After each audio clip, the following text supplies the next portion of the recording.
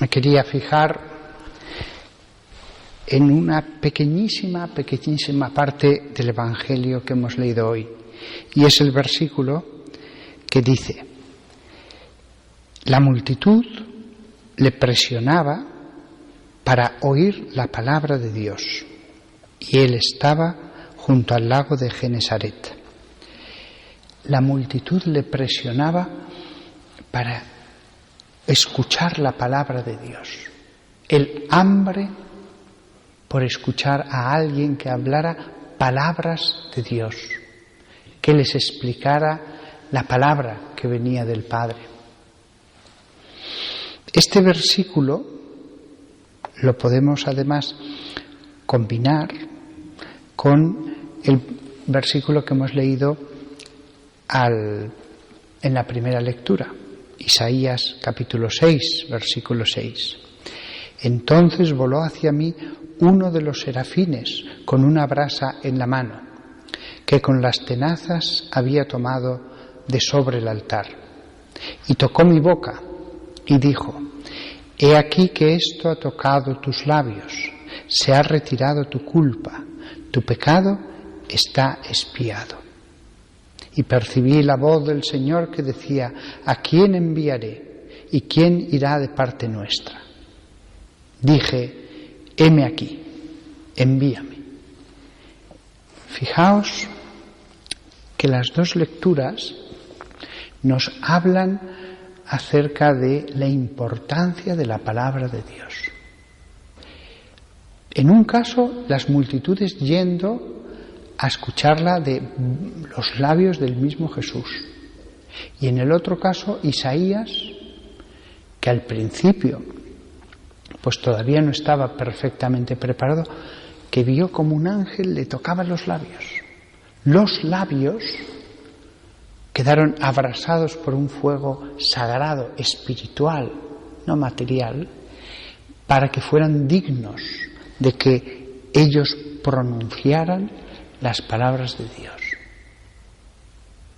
La grandeza de la palabra, la importancia de que Dios ha hablado al mundo, ha hablado a los hombres, de que podemos escuchar a Dios a través de la Biblia.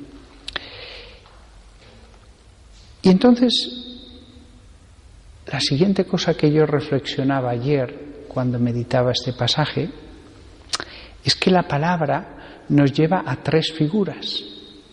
Tres figuras extienden, predican, anuncian la palabra en la Biblia. Una, el texto que hemos leído, el profeta. El profeta, sea este texto de Isaías, sea otros de Jeremías, de Ezequiel.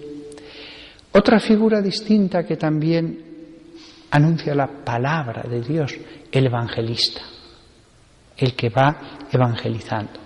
Y el tercero es el maestro de la palabra. Fijémonos, primero de todo, en el evangelista. El evangelista.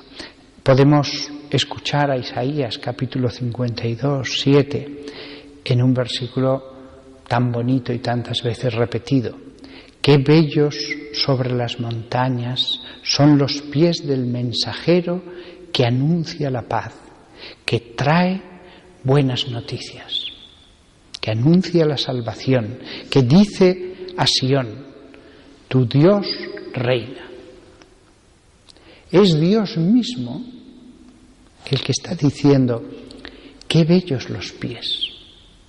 Qué bellos los pies del evangelista, del que va a recorrer los caminos para anunciar el querigma, el mensaje esencial, resumido, el núcleo de toda la palabra de Dios.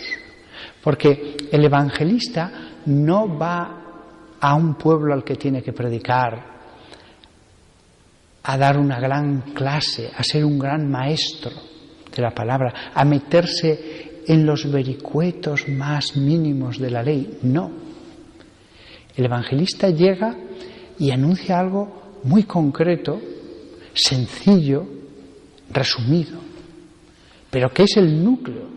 El evangelista puede estar población tras población, aldea tras aldea, plaza tras plaza, profundizando en ese núcleo, en ese querigma.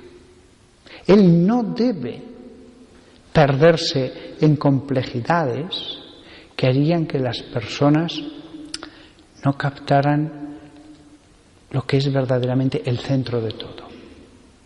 El evangelista anuncia el querigma, lo esencial. Qué bellos son los pies del mensajero que anuncia la paz, que trae buenas noticias. El evangelio es el anuncio, el anuncio.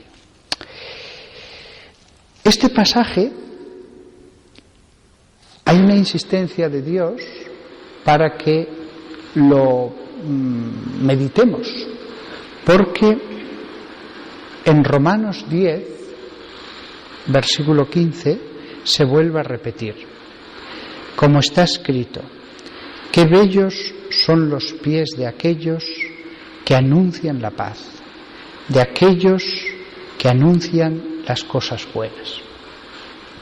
Hay un pequeño cable que se ha movido, yo creo que es mejor que... ¿Están apagados todos los micrófonos de dentro? ¿Sí? Pues entonces apaguen un momentín a ver si reiniciándose. Están apagados todos los de dentro, ¿no?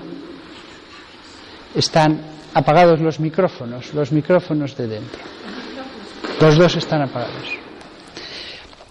A veces puede haber un ratoncito que esté haciendo alguna trastada contra la predicación de la palabra y bueno, hay que aceptarlo. También cuando predicaba a San Pablo podía pasar por allí el lechero vendiendo leche y él no se iba a callar porque quería vender la leche, o un burro de pronto se ponía a relinchar y todo quedaba interrumpido.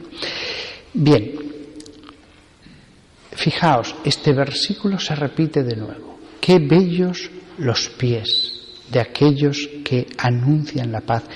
Evangelizomenon, de la palabra evangelion, el anuncio. Entonces está diciendo, sí, es muy importante ser profeta, pero necesitamos evangelistas. Si solo tenemos a unos reducidísimos ascetas, a unos reducidísimos números de santos que nos dan los grandes mensajes de Dios, nos describen cómo va a ser el templo de Ezequiel o el tiempo mesiánico en el libro de Isaías, los pueblos se van a quedar sin evangelizar. Fijaos qué distinta es la figura de lo uno y de lo otro. Fijaos también que Jesús en el fondo hace de evangelista. Él podría haberse puesto a enseñar en la plaza las cosas más complejas de la doctrina de la carta a los romanos o la doctrina de la carta a los efesios, y no lo hace. Va a anunciar lo esencial a través de unas parábolas sencillas al alcance de todos. Y por último, hay otra figura. Hemos dicho, está el profeta cuyos labios han sido tocados por los ángeles, han sido tocados por el fuego que arde en el altar delante del trono de Dios. Está el evangelista que tanta alegría causa a Dios, el evangelista que trae la salvación, el evangelista que trae la salud a las almas.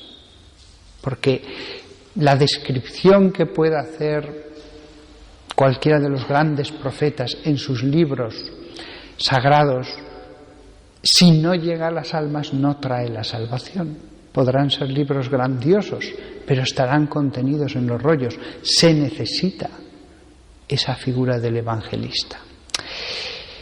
Y la tercera figura y última que he mencionado al principio es el maestro de la ley. Esta figura aparece en toda la Sagrada Escritura y también en los Evangelios, Mateo 8:19. Entonces, un maestro, un rabí de la ley, vino a él y le dijo a Jesús: Rabí, maestro, te seguiré donde quiera que vayas. Le llama Rabí. No le llama Mesías, no le dice profeta. Quizás en ese momento él reconoce solamente la profundidad de su enseñanza, pero nada más. Fijaos también que Judas, cuando va al huerto de los olivos a prenderle, se acerca, le da un beso y le dice: Rabí. Es decir, Judas en ese momento no le llama Mesías, no reconoce que es el enviado de Jesús, le reconoce como maestro, le reconoce como alguien que enseña muy bien la ley, grandes cosas, pero nada más. Los maestros también son necesarios. Los maestros son necesarios porque ellos son los que profundizan. Incluso el profeta, tal vez únicamente, solamente expone el mensaje que ha recibido de Dios. Y son los maestros de la ley los que después pueden profundizar versículo a versículo en todo el mensaje del profeta. Así que, si os fijáis, estos tres tipos de personas relacionadas con la palabra están en los evangelios: los profetas, los evangelistas, los maestros. Jesús es el Mesías, es el profeta por antonomasia, el más grande maestro y el que estuvo evangelizando durante 3 años de un lado a otro. La verdad es que esta relación con la palabra me parece tan bella que la de los tres, las enseñanzas que hay acerca de los tres, que tienen a todos nosotros que animarnos a acercarnos a ese fuego que verdaderamente prenderá nuestra alma, que es la palabra, la Biblia, las Sagradas Escrituras, la palabra de Dios. Nada más que todos nosotros tengamos ese hambre que tenían aquellos hombres que se apretaban hacia Jesús para escucharle, como hemos leído hoy en el lago de Genesaret, que verdaderamente tengamos ese deseo de escuchar verdaderamente a Dios que nos habla.